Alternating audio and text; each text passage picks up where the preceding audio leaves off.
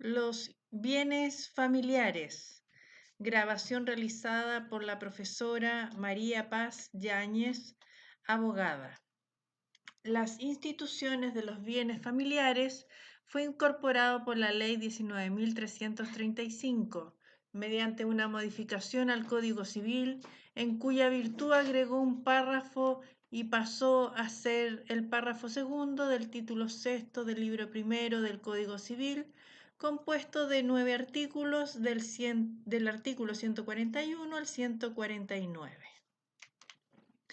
Los fundamentos de la institución. Con esta institución se persigue asegurar a la familia un hogar físico estable donde sus integrantes puedan desarrollar la vida con normalidad aún después de disuelto el matrimonio. Es una fuente de garantía para el cónyuge que tenga el cuidado de los hijos en casos de separación de hecho o disolución del matrimonio y para el cónyuge sobreviviente en caso de muerte. En el caso del cónyuge sobreviviente, apunta al mismo fin la incorporación de la asignación preferencial incorporada por la Ley 19.585, al agregar un número al artículo 1337 para los efectos de las normas del partidor.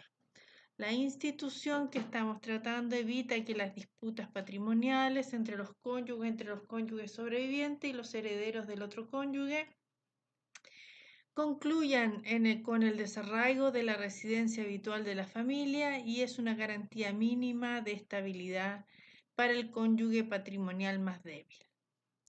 El ámbito de aplicación de los bienes familiares tiene cabida cualquiera sea el régimen matrimonial a quien se encuentre sometido al matrimonio.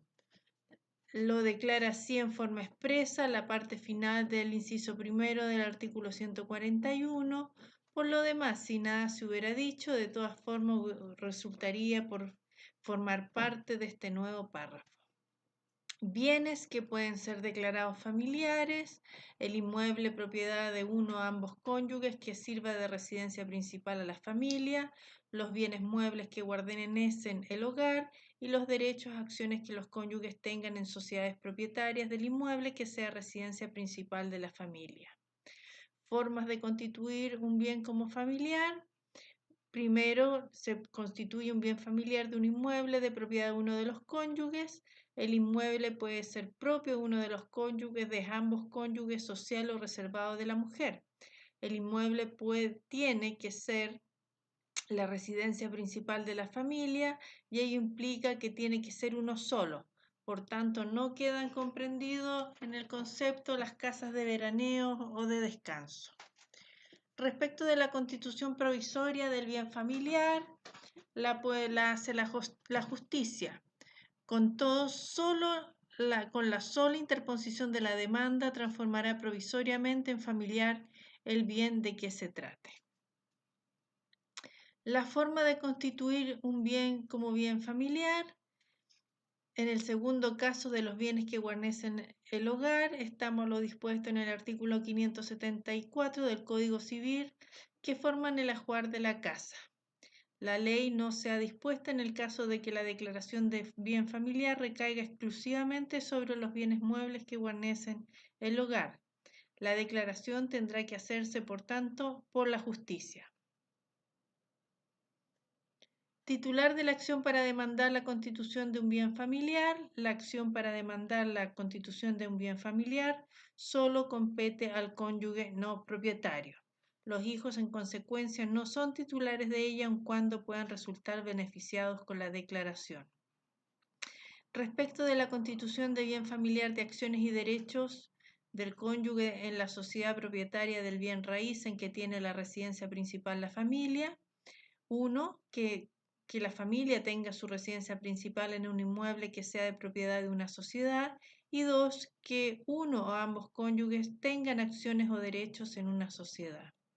Efectos de la declaración de bien familiar. La declaración de bien familiar no lo transforma en inembargable, por lo tanto no se causa perjuicio a terceros. Solo limita la facultad de disposición de su propietario, ya que no lo podrá enajenar o gravar, ni prometer enajenar o gravar, ni ceder la tenencia sin la autorización de su cónyuge. otorga al cónyuge en cuyo favor se ha declarado un beneficio de exclusión con el objeto de que si el bien familiar es embargado por un tercero, puede exigir que antes de procederse en contra de dicho bien se persiga el crédito en otros bienes del deudor. Limitaciones a la facultad de disposición. Esta limitación será diferente según si el bien se declare familiar, sea el inmueble que sirva de residencia principal de la familia o los bienes que guarnecen el hogar, o se trate de acciones o derechos de los cónyuges que tengan una sociedad propietaria del bien raíz que sirva de residencia principal de la familia. No se podrá enajenar, por tanto, ni gravar voluntariamente, ni prometer gravar o enajenar los bienes familiares, sino concurriendo la voluntad de ambos cónyuges. Lo mismo regirá para la declaración, la celebración de los contratos que conceden derechos personales de uso y goce sobre algún bien familiar, por ejemplo, un arriendo o un comodato.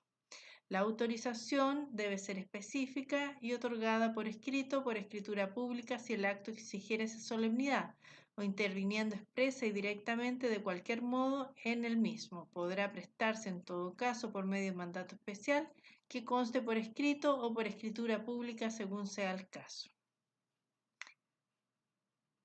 Cuando el cónyuge tiene acciones o derechos sobre un bien raíz que sirve de residencia principal a la familia, el cónyuge propietario queda una doble limitación.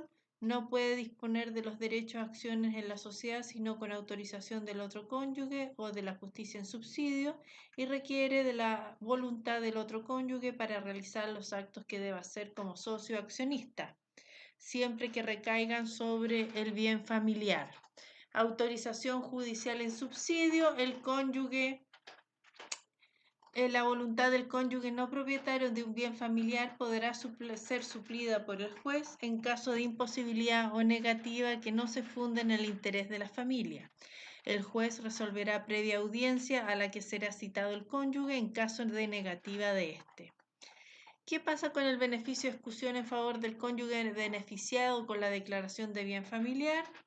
La constitución de un bien familiar no le da el carácter de inembargable. Sin embargo, con el objeto de proteger al cónyuge beneficiario, se le otorga un beneficio de exclusión, es decir, que puede exigir que antes de proceder contra los bienes familiares se persiga el crédito en otros bienes del deudor.